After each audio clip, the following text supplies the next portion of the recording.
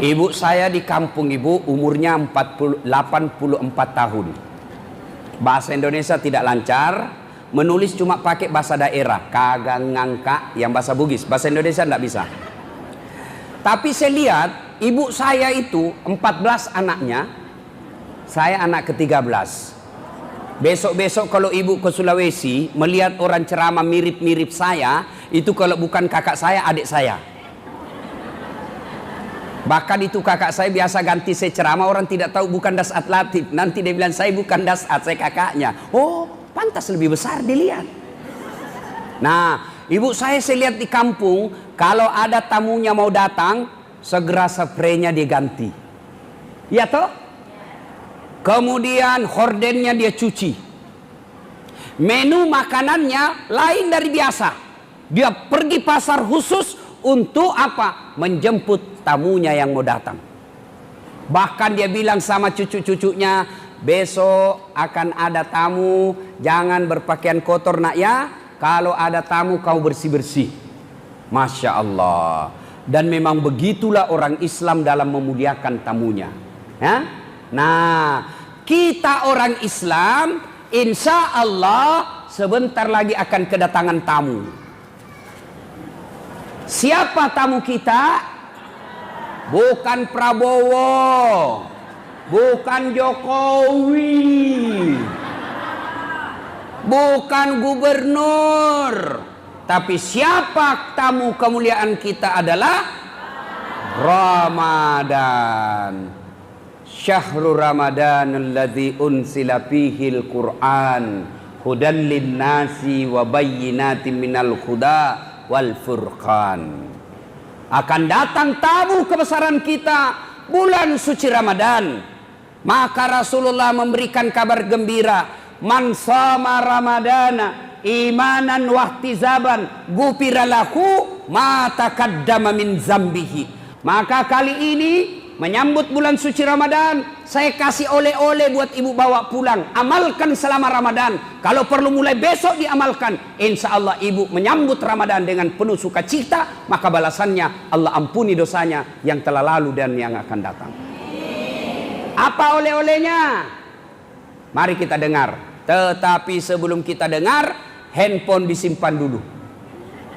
Orang sudah ceramah. Simpan dulu. Simpan dulu, saya tidak suka kalau lagi ceramah. Setan itu HP-nya mengganggu konsentrasi. Ada setan tidak di tengah-tengah kita? Itulah handphone. Padahal dalam hatinya kau lihat HP baru. Simpan dulu. Mereka yang pegang HP-nya selama saya ceramah, saya berdoa di masjid penuh kasih sayang ini, Allah kabulkan ya Allah. Mudah-mudahan yang pegang HP-nya suaminya kawin lagi. Apa? Masih mau? Simpan itu HP. Apalagi setan yang ada di tengah-tengah kita selain handphone, apalagi? Tuh kotak-kotak kue, setan itu. Sudah dikasih satu dia bilang belum. Dia simpan di bawah pahanya.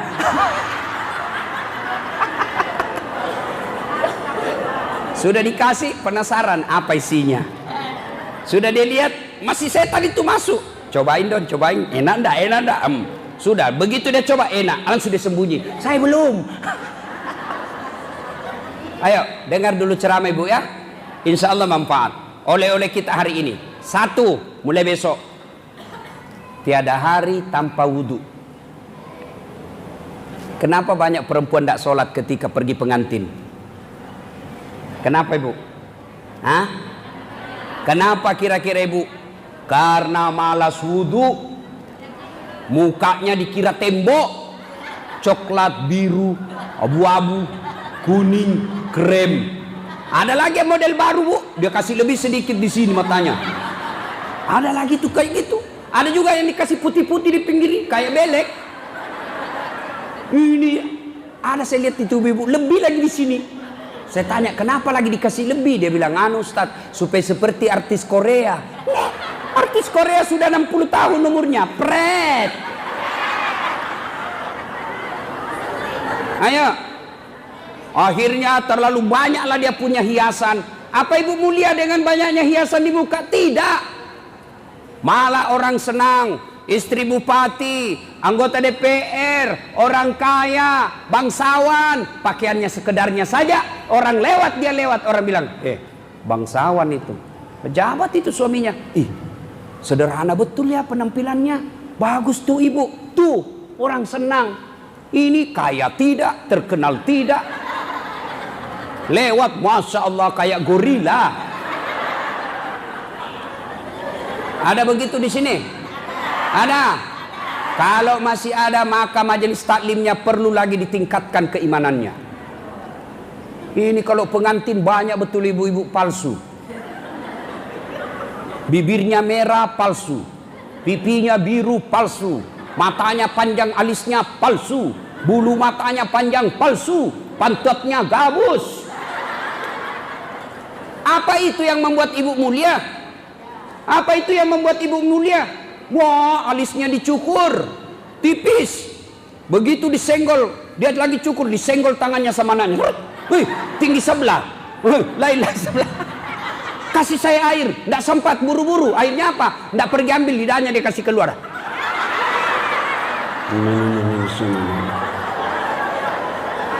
Ada? Ibu ketawa membayangkan diri sendiri. Ayo, apa itu yang mulia? Tidak. Apalagi penyebab ibu-ibu banyak tidak sholat ketika ada pengantin. Jilbab. Pakai jilbab, majelis taklim, sudah haji, tapi tidak sholat gara-gara jilbab. Kenapa? Jilbabnya jilbab sakaratil maut. Pernah lihat jilbab sakaratil maut? Talinya 2 meter. Ada khusus tali, dia ikat di lehernya. Ada kembang-kembangnya di sini. Nah, susah lah goyang lehernya. Beleng-beleng. Coba, jilbabnya 3 warna, kuning, biru, abu-abu. Dikasih mirin lagi sedikit. 14 pentulnya, 17 cepit-cepitnya. Ada kayak pohon di belakangnya. Saya ini bu sudah keliling-keliling ceramah. Nah, di Timur Tengah jilbabnya ibu-ibu gampang. Malaysia, Sabah, Sarawak, Kuala Lumpur, Brunei, itu gampang jilbabnya mereka. Sekitiga saja kasih peniti, selesai. Masuk di Indonesia, la haula wala quwwata illa billah. Kudungnya susah dipakai. Inilah dia pakai lah ini, benar sekali. Dia pakai roknya ini sempit, akhirnya jalannya begini. Pret. Ayo, katanya majelis taklim, katanya ikut pengajian tiap bulan. Kok akhlaknya masih seperti ini? Jangan ya bu. Nah, gara-gara malas wudu, maka banyak perempuan tidak sholat. Bagaimana solusinya Ustadz? Ibu wudu dulu, baru dandan, baru pakaian. Sudah itu tahan kentut. Biar ibu sudah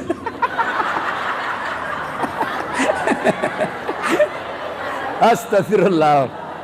Biar ibu sudah wudu, dandan, kentut, batal. Ada yang bilang, enggak Ustadz, sedikit aja keluar. Enggak habis kok Ustadz, biar sedikit, batal. Nah, ibu-ibu mulai besok mau kemana saja wudu. Mau pergi pasar wudu, mau pergi antar cucu sekolah wudu, mau jemput anaknya sekolah wudu, mau pergi pengajian wudu, mau pergi pengantin wudu, bahkan mau pergi gosip sekalipun wudu dulu. Nah sekarang Ustadz, orang kalau selalu ada wudunya, setiap saat ada wudunya, apa keistimewaannya? Apa kelebihannya? Dengar baik-baik bu. Satu, orang yang selalu ada wudunya dicintai oleh Allah. Innallaha yuhibbut tawwabina wa yuhibbul mutatahhirin. Dicintai oleh Allah.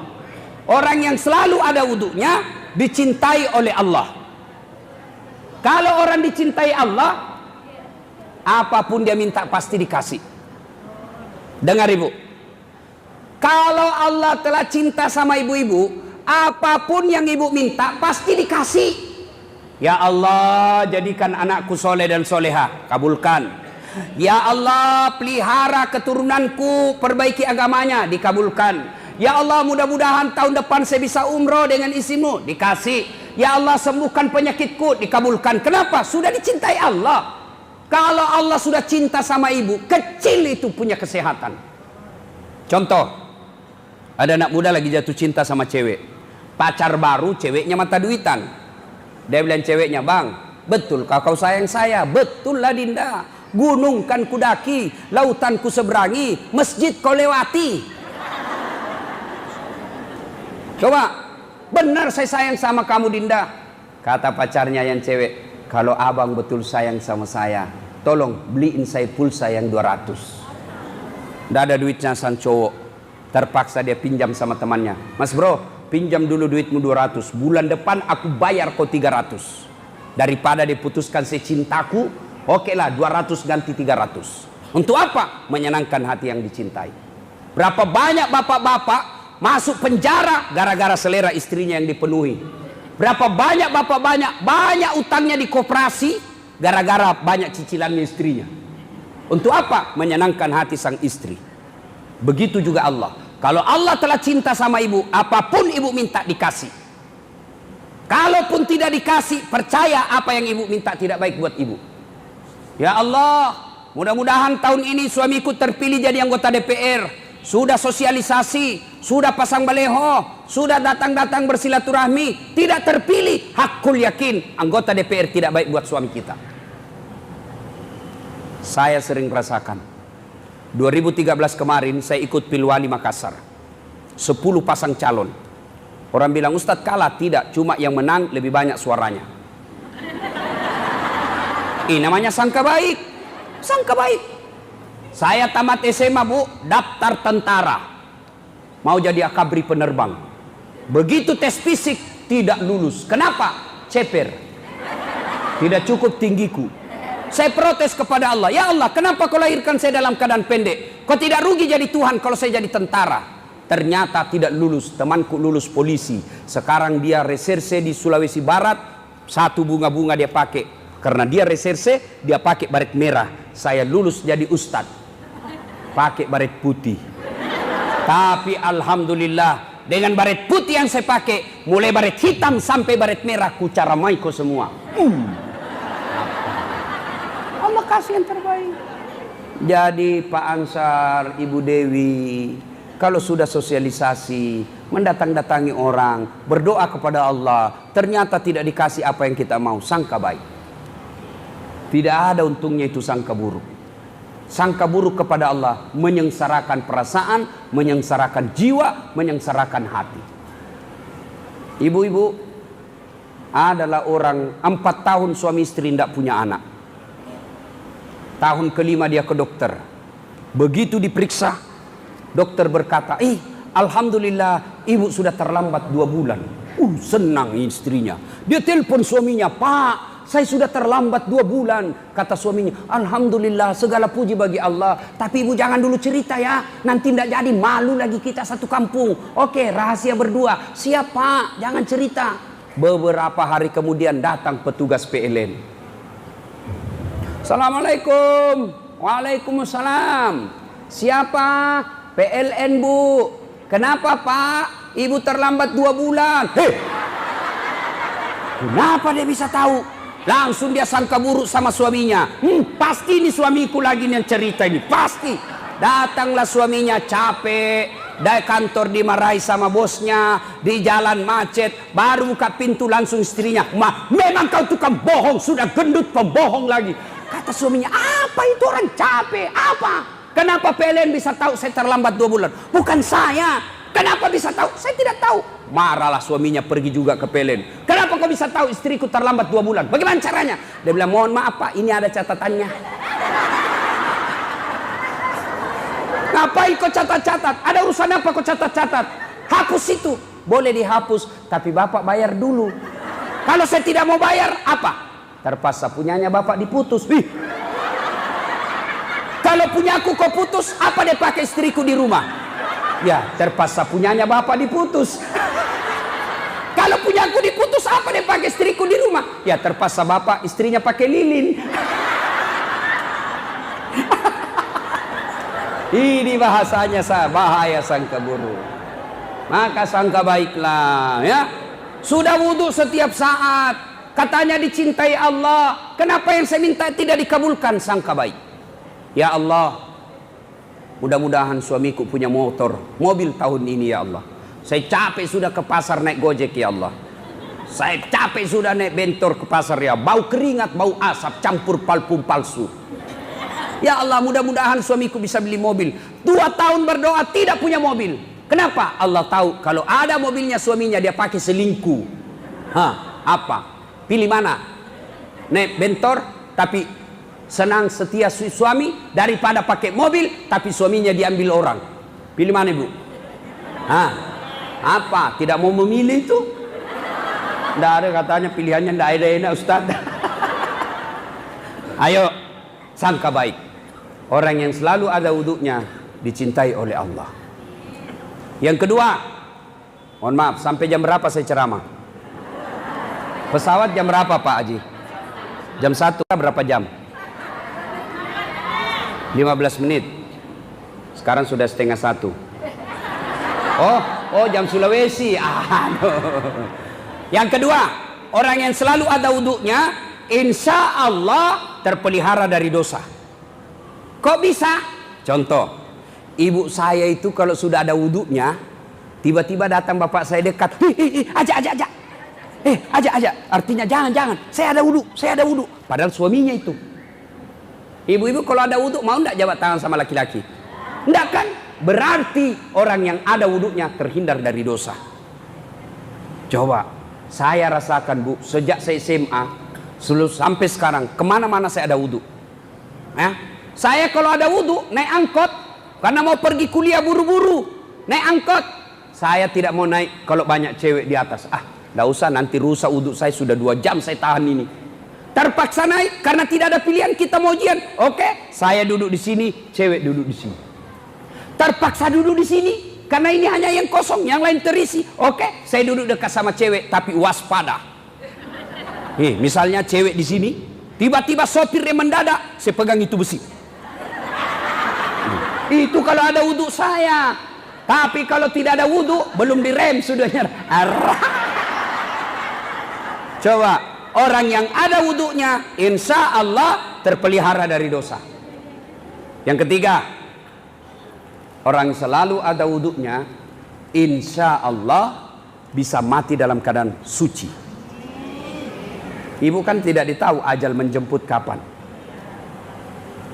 Bayangkan kita lagi tidur ada wudhu, atau pergi pasar ada wudhu, tiba-tiba di jalan diserempet motor, jatuh, kena besi kepalanya, kepala bocor, goyang otak, mati mendadak. Dia mati dalam keadaan suci, bersih. Coba, apalagi keutamaan orang yang selalu ada wudhunya. Insya Allah orang yang selalu ada wudhunya diampuni dosa-dosanya ketika dia tidur. Yang berikutnya, orang yang selalu ada wudhunya menyenangkan hati ketika dipandang wajahnya. Ada kan biasa orang bilang, itu Ustadz tidak cakep, pesek, tapi kenapa kita senang lihat mukanya? Ya, Ustadz Abdul Somad tidak cakep, Adi Hidayat tidak cakep, tapi kok banyak betul orang mau foto sama dia.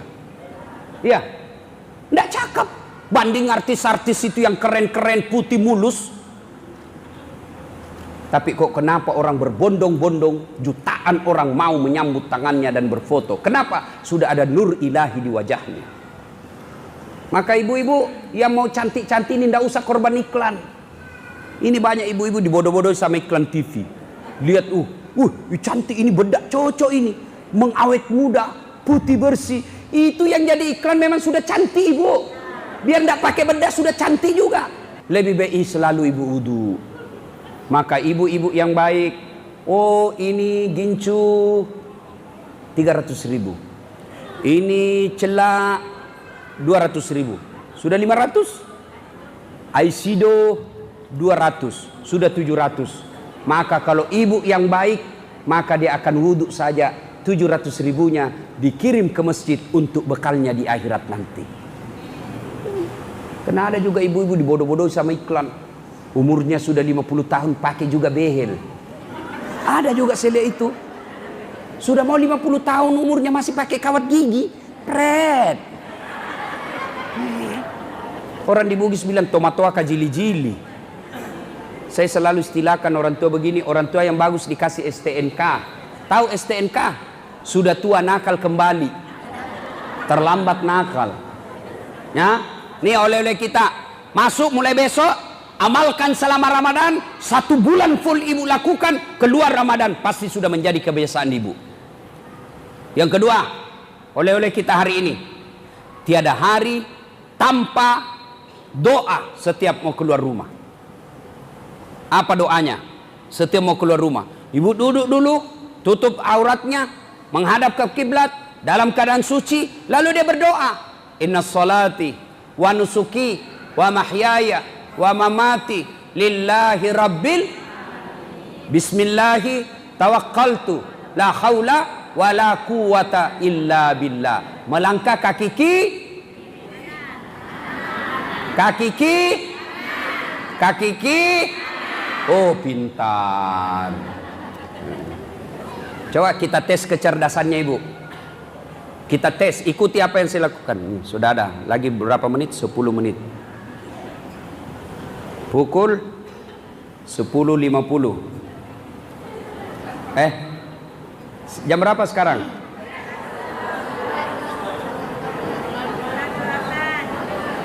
Wih, lagi 15 menit lagi ya. Nah, 20 menit. Kita tes lagi kecerdasannya ibu. Ikuti apa yang saya lakukan ibu. Ya. Pegang hidung, teli,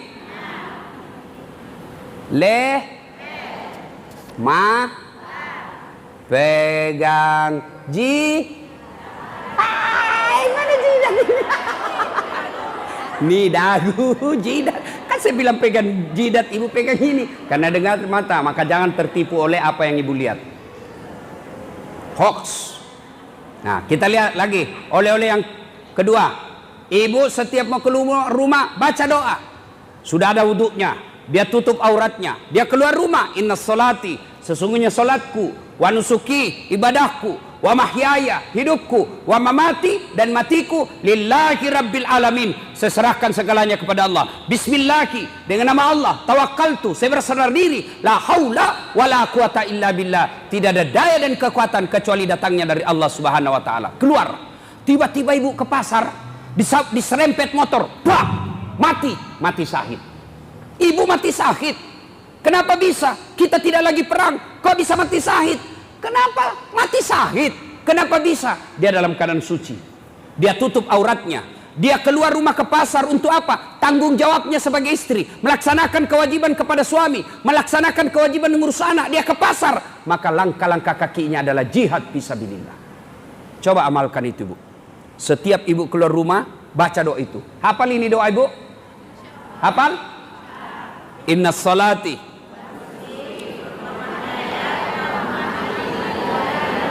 bismillah tawakkaltu. Insyaallah. Karena waktu yang terbatas. Oleh-oleh yang ketiga, tiada hari tanpa sholat duha. Ibu-ibu, ada yang dari Jawa? Ada yang dari Medan? Ada yang dari Sulawesi? Tujuannya datang ke Tanjung ini untuk apa? Cari nafkah. Ya? Memperbaiki dunia. Siapa yang punya dunia? Allah. Maka Allah tidak mungkin memberikan dunia kalau ibu tidak memperbaiki hubungan kepada Allah. Kalau ibu mau taubat, ada namanya salat taubat. Kalau ibu punya hajat besar, Allah kasih fasilitas, namanya salat hajat. Allah mau dunia, Allah kasih fasilitas. Apa fasilitasnya? Salat duha. Maka mulai besok ibu, kalau mau baik rumahnya, mau bagus kesehatannya, mau bagus bisnisnya, mau baik usahanya, tiada hari tanpa salat duha. Berapa rakaat Ustaz? 2 bukan 1 ya, 2 sampai 8. 2 rakaat boleh, 4 rakaat bagus, 6 rakaat lebih baik, 8 rakaat lebih utama. Bagaimana caranya Ustaz? Sama salat sunnah yang lain, cuma beda niat. Kalau tahajud, niatnya tahajud. Duha, niatnya duha. Tahajud, malam hari, syaratnya harus sudah tidur. Berapa rakaat? Sampai 8 rakaat, mulai dari 2. Kalau duha, pagi hari. Jam berapa? Jam 7, kira-kira sampai setengah 12. Berapa rakaat? 2 sampai 8. Apa niatnya? Niat boleh diucapkan, boleh juga tidak. Niat itu bahasa hati, bukan bahasa bibir. Tapi kalau mau diucapkan, bagus juga. Tidak diucapkan, tetap sah. Misal mau diucapkan, usalli sunnatal duha rakaataini lillahi ta'ala. Saya niat sholat duha, sunnah hukumnya 2 rakaat. Saya niat sholat sunnah duha 2 rakaat. Sunnah hukumnya bagi saya lillahi ta'ala. Allahu Akbar. Salli sunnatal duha rakaataini lillahi ta'ala. Saya niat sholat sunnah duha 2 rakaat. Sunnah hukumnya bagi saya lillahi ta'ala. Allahu Akbar. Tidak hafal itu Ustaz. Ya sudah, ambil jalan praktis. Berdiri tegak, baru bilang saja begini. Tuhan, sholat duha ya. Allahu Akbar. Boleh, benar ibu, boleh. Daripada ibu tunggu sampai hafal, tidak selesai-selesai ibu sholat. Salli, salli, salli. Salli, salli, salli. Salli, salli, salli. Anda sholat. Saya tanya, kenapa tidak jadi sholat ibu? Saya lupa sallinya Ustaz. Boleh. Sudah, Allahu Akbar. Baca doa iftitah. Allahu Akbar kabira dan seterusnya. Sudah itu, baca Al-Fatihah. Sudah itu, baca wadduha kalau hafal. Kalau tidak hafal, surah apa saja. Boleh tanpa surat, tapi lebih bagus lagi kalau ada surah pendek. Bagus. Tidak hafal wadduha, surah apa saja. Kul boleh. Rakaat pertama kul huwallah, boleh. Rakaat kedua kul huwallah lagi, boleh. Jangan baca yang susah seperti Al-Kafirun. Susah itu, tidak mau sampai biasa. Wala antum abiduna ma a'budu wala ana abidu ma abadtum wala antum abiduna wala ana abidu wala antum wala ana wala Anda sampai ya. Salat duha. Kapan berdoanya Ustaz? Selesai sholat. Boleh, tapi lebih utama ketika sujud terakhir dalam sholat. Mintalah kepada Allah.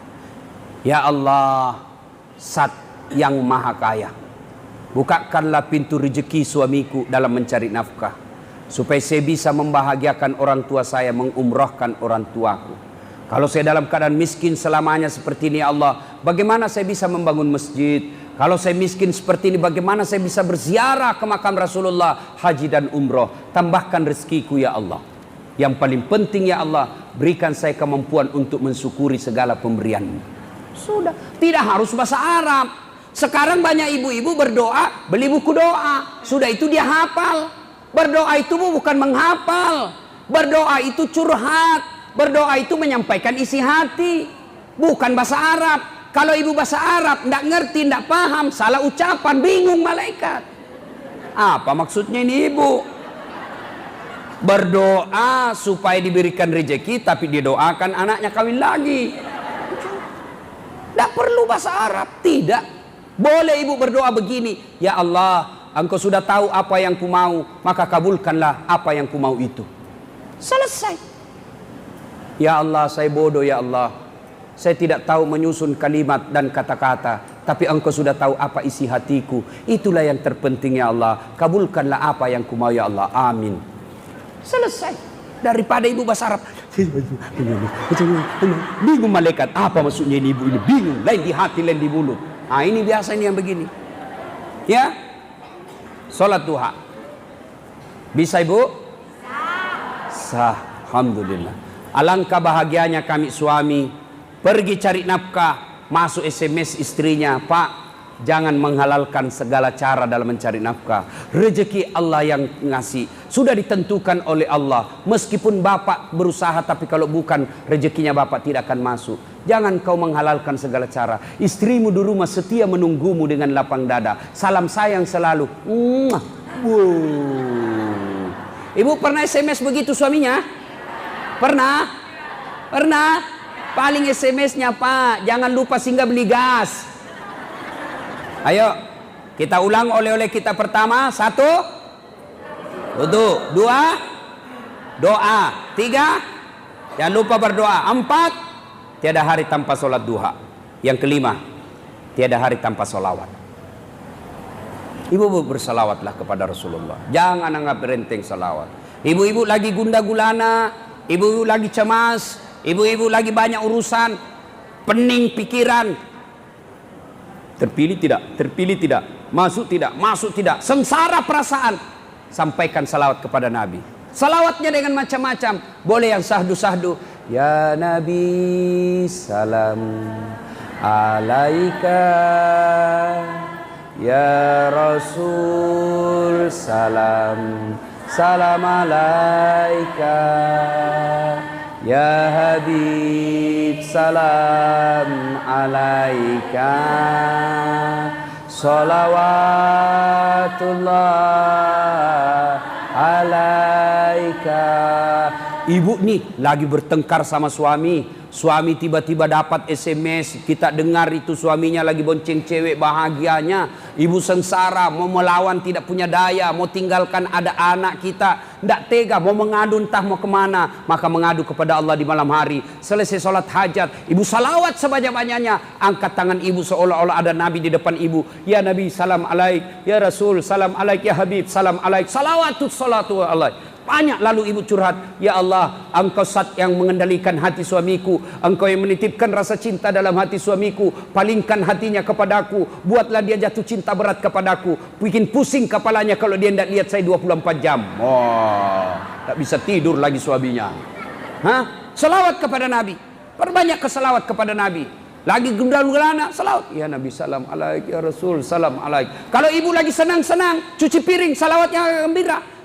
Salatullah, salamullah. Dia dengar suaminya lagi lap kaca, disambung ala toha rasulillah. Dia dengar anaknya lagi kerja PR. Salatullah, salamullah ala yasin habibillah. Lewat mertuanya teriak, semua salatullah, salamullah ala toha rasulillah, salatullah, salamullah ala yasin habibillah, ilahi salimil ummah minal afati wan nikmah wa min hamdi wa min ummah bi ahlil badri ya Allah. Coba ibu amalkan.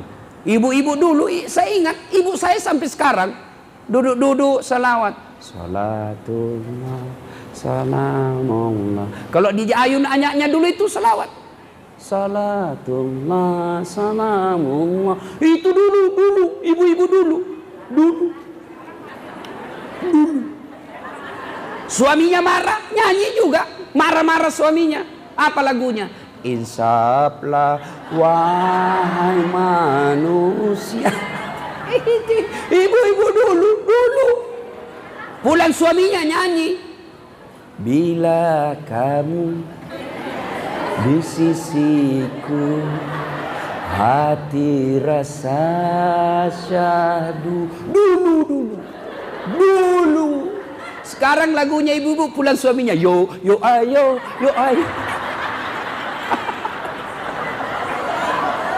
Ayo.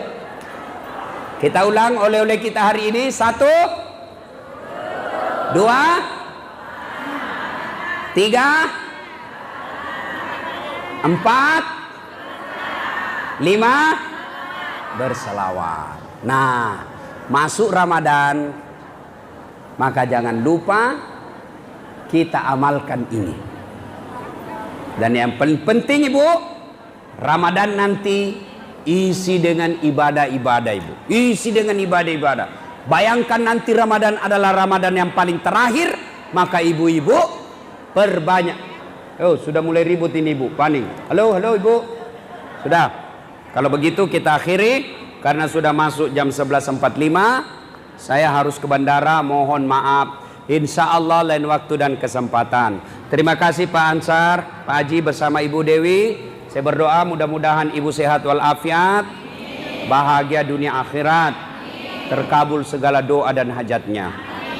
Kalau ibu bapak masih mau dengar ceramah saya Dasat Latif, asli Bugis dari Sulawesi. Atau kalau ibu punya HP anaknya, panggil anaknya, nak, mana HP-mu? Buka YouTube, tulis namanya Dasat Latif. Tuh nama saya. Nama saya tulis, keluarlah ceramah saya ibu. Banyak, suruh pilih. Kalau ibu mau etika, ini kan ibu Ramadan harus banyak berdoa. Ada judul ceramah saya, judulnya Adab dalam Berdoa. Membahas supaya doa cepat dikabulkan dan membahas kenapa doanya ibu tidak dikabulkan. Suruh tulis anaknya. Adab berdoa, Dasat Latif, keluarlah itu ceramah saya. Kewajiban orang tua kepada anak, keluarlah itu ceramah saya. Sudah itu nonton baik-baik, kasih tanda begini. Ibu, halo. Tanda begini, Bu. Nah, jangan begini ya. Kalau kasih begini, dia cari malaikat pencabut nyawa. Masa ceramah dikasih begini? Ini artinya kan jelek. Ya. Nah, sudah itu silahkan doakan saya, mudah-mudahan sehat walafiat. Amin.